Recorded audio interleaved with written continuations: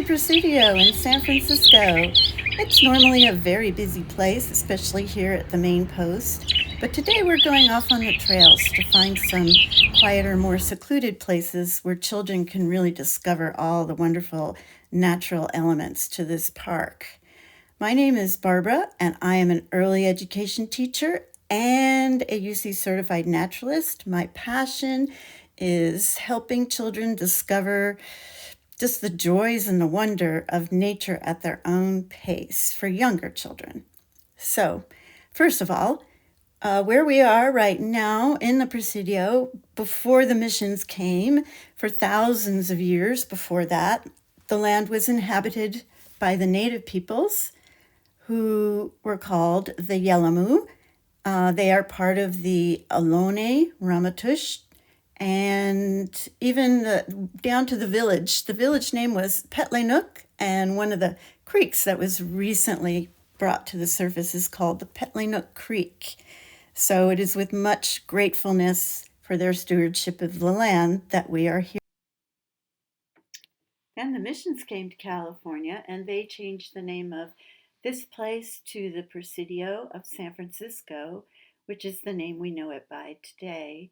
You'll go up a hill and you'll come to these wonderful split log benches, which is a wonderful place to sit, kind of like a sit spot, look around, notice the birds singing, and have a drink of water. It's important for even young children to carry their own water so they get used to the idea and actually drink the water so they don't get dehydrated, which can easily happen on the trail. And staying hydrated is a great way to make sure your child stays happy. There's lots of birds, like these little birds. This is a dark-eyed junco. There's song sparrows, white-crowned sparrows, black phoebes, lots of birds in the Presidio, which are very fun to watch. You'll come to this hill. It doesn't look very steep in the video, but in reality, it's a fairly steep hill. My students love to run up and down this hill. It's really great for developing their sense of balance, their vestibular system, which is a section of their brain that helps integrate the brain and create balance. So, very important for the brain development of young children to walk on uneven ground and ground that's slanted. A lot of the ground we walk on in our culture is very flat, and the brain needs different levels of ground to walk on for optimal development. You'll come to this grassy area. You might see the spire in the background, something to look at, but children don't want to just look at beautiful things. They want to interact with their environment, so that's something to keep in mind. There's some beautiful California poppies. You might see some great blue herons here. The great blue herons are really fun because they are actually taller than your average 4-year-old. So the children are often amazed that there's this bird walking around that is bigger than they are, at least taller than they are. The Redwood Grove is a beautiful section of this particular trail. You can turn into the Redwood Grove, and there's a lot of flat surface. Well, it's uneven ground, but there's a pretty clear surface for the children to run around on. You can hug a tree, look up at how tall they are, and you'll come to these really interesting forts, which are here. Also, there's no children here. This is a Saturday, so take advantage of that. During the weekdays, this place is usually packed with children, either from schools, nature schools, and other nearby schools. So on the weekend, it's pretty empty. You can really take advantage and have this area all to yourself, your own private redwood forest. There's these forts the children love to play in. They look like they were created by adults. Some of them have fairly heavy branches and logs, but they're very stable. Kids like to go into them, climb on the outside, add branches to them, try to create their own forts next to them, and of course, dramatic play. These are absolutely wonderful for all kinds of dramatic play. Some of the other things we do are play a variety of games, particularly near one fallen log. There's that big fallen tree. We stand on one side of that fallen tree, and the children like to challenge themselves by, say, throwing a stick or a pine cone at a target, not something they're going to hurt, a target like a giant tree trunk or something. They're not throwing it hard. They're just challenging their eye-hand coordination and seeing if they can, throw it, to aim it, and get it to land where they want. It's a fun game. We don't even keep score. They just really, the challenge of it is all they really need. And you'd be amazed at how long they will enjoy themselves, especially if it's something that, they can do, but they can't do really well yet. And so the practice is really fantastic for them. That's a really fun thing to do. And you'll see pine cones there. The pine cones might be chewed up a bit. And so we do a lot of inquiry learning, which is, let's examine these pine cones. Oh my gosh, it looks like something's been chewing on it. What would chew on this pine cone, and why? Why are they chewing on the pine cone? And get a discussion going. It doesn't matter if the children's answers are right or wrong. It's just like science, right? You have a hypothesis first, then you'd see if it's right or wrong. So we want to get the children kind of thinking of ideas from what they already know and expanding on that and coming up with interesting questions about the world around them that we can find out the answers to together. It's a wonderful way to learn. It keeps learning fresh and exciting and less didactic. An adult talking at the children is not the same as an adult having a conversation with children, which for young children is super necessary. Once you've had enough fun in the Redwood Grove, it's also a great place to have a picnic. You can put down a blanket. If it's a hot day, it's usually very shady there and cool. So those are other good ideas. But once you're done at the Redwood Grove, you just go off the little side path and you follow that, and you'll go down some stairs. And when I went on this path, I saw Douglas iris that I talked about before, and this very dark butterfly with the light colored spots. Extra points if you can identify that butterfly for me. I use the apps iNaturalist and also Seek. Seek is a great app when you're out with the kids because you can identify things immediately. And like I said, we're not with young children trying to identify everything, but I do think it's good to give them a vocabulary. And if they ask, what is it? For sure, take out your Seek app. You just turn your camera on, and it turns on the camera automatically if you're using the app, and hold it up to hopefully it's a plant or a flower or butterfly, something that will hold still for a moment, and it will tell you exactly what it is, the name of it. But anyway, these were Douglas iris and a butterfly I could not identify for the life of me, but maybe we'll call it Julia or Fred. It doesn't matter.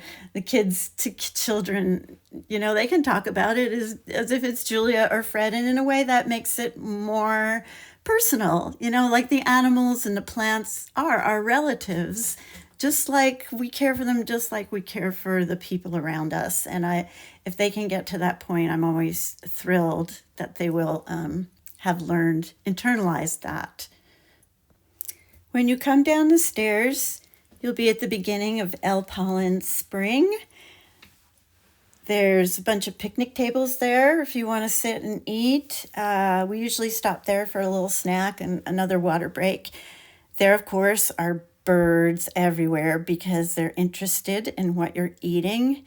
Here's a little sparrow, and a lot of times there are western jays, blue jays, hanging out. They're not very shy, so I haven't had them steal anything out of our hands, but they're very loud and raucous and fun to be around.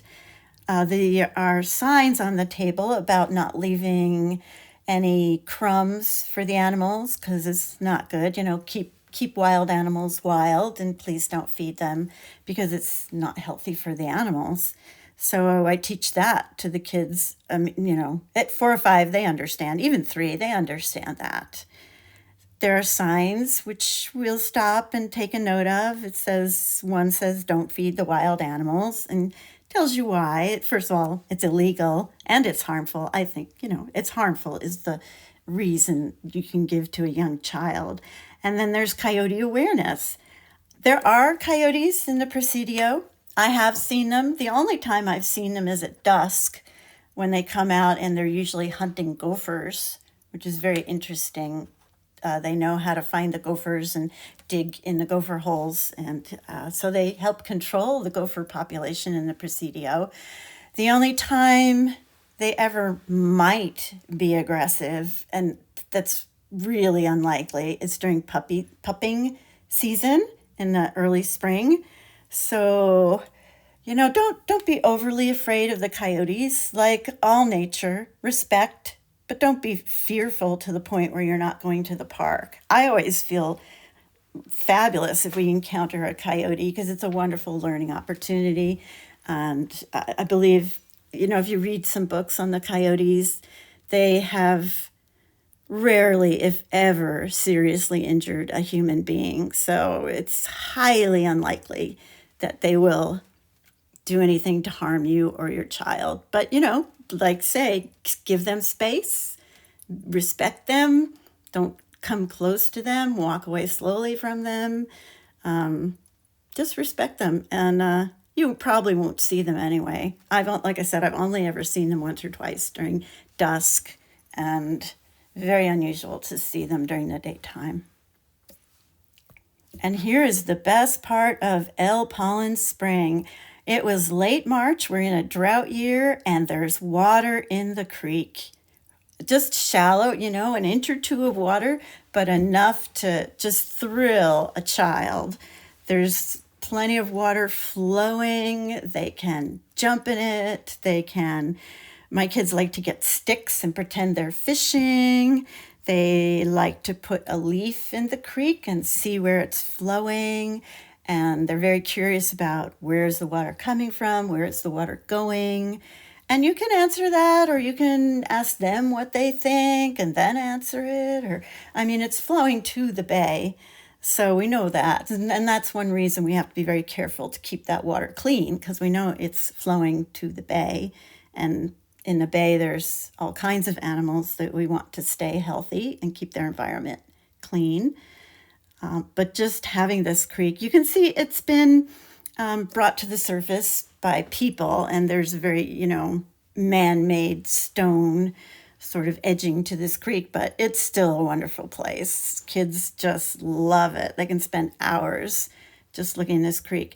The water will probably dry up by mid to late spring, and it won't come back till the next rainy season. So if you happen to be at the Presidio during the rainy season, I highly recommend this. If you have a child, this is like the best place in the Presidio for young children. Along the path there, you'll see some mugwort. It is this very green plant, and it smells heavenly. It smells mentholy in a nice way, so I would say it's good to stop and smell the mugwort. It is not toxic. I wouldn't recommend eating it. People make tea with it, and it just has a really nice smell, and kids love to use all their senses, so you will know it. If you stop and smell it, you will say, oh, this is a very different kind of plant. And indeed it is. It's a very special, wonderful plant. But there's a lot of mugwort growing down there around the creek because it's a riparian habitat. It's near water. And also because it's near water, there's a bunch of willow trees. Willow trees like to be near water. And just a few weeks ago, the willow trees were full of catkins. Catkins, catkins. The kids had a blast picking up the catkins, and to them they looked like caterpillars. And there were so many, you could pick up handfuls of them. And the catkins, it's also a really fun word that not everybody knows, surprisingly. It is the flower part of the plant, of the willow.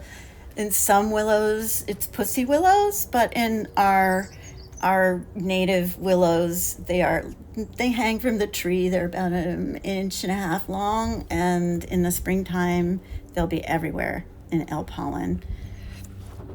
And of course, there's this magical space that all the children love. It is under two giant willow trees, It is very secluded.